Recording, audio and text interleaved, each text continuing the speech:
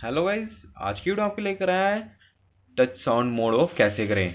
So guys, video starting से video को like करें, चैनल को सब्सक्राइब करें और बेल आइकन दबाना ना भूलें। सो गाइस, वीडियो स्टार्ट करते हैं। तो गाइस, सबसे पहले आपको फोन की सेटिंग ओपन कर लेनी है। फ़ोन की सेटिंग ओपन करने के बाद गाइस आपको नीचे आना है, साउंड का ऑप्शन आएगा, साउंड ओपन कर लेना है। साउंड ओपन करने के बाद गाइस आपको नीचे आना है।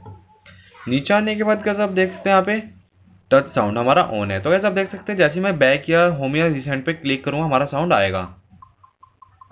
तो इसे ऑफ करने के लिए टच साउंड है ये हमारा ऑफ हो जाएगा। तो गाइस मैंने इस पर क्लिक करा, ये हमारा टच साउंड मोड ऑफ हो गया। तो गाइस आप देख सकते हैं जैसे ही मैं इस पर क्लिक करूँगा हमारा कोई साउंड नहीं आ रहा।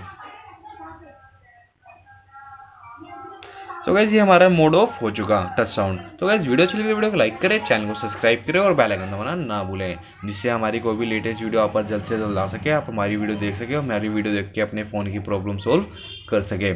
थैंक्स फॉर वॉचिंग वीडियो, मिलते हैं नेक्स्ट वीडियो में।